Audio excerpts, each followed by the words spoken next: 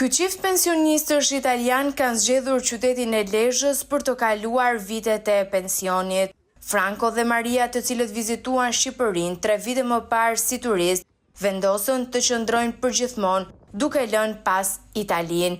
Kostoja e ulët e jetesës është një nga arsyet që ka bërë çiftin italian të zgjedhë Lezhën për të jetuar vitet e pleqërisë. Sono Franco e ho 72. Jam Franco, 72 vjeç, kam 3 vite që jetoj në Shqipëri, fillimisht zgjodhëm të jetonim këtu se avlente ekonomikisht, tani na pëlqen Lezhë dhe është kënaqësi të jetosh këtu. Kostoja e jetesës është e ulët, qëndroj në shtëpi dhe do të vazhdoj të qëndroj këtu. Fëmijët i kemi të rritur, janë të martuar dhe jetojnë në Itali.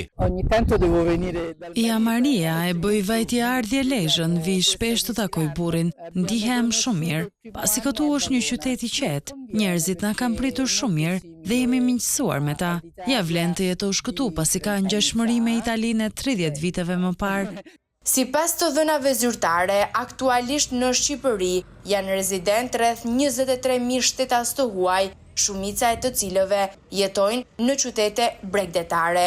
Megjithatë, raste si ai i Francos dhe Maris tregojnë për një tendencë në rritje të shtetasve të huaj, veçanërisht pensionistëve europian që zgjedhin qytete më të vogla dhe të qeta si Lezhë për të jetuar. Shqipëria po shihet gjithnjë më shumë si një alternativë e favorshme për të huajt që kërkojnë një jetë të qetë, me klimë të butë dhe me një nivel jetese më të përballueshëm se në vendet e tyre të origjinës.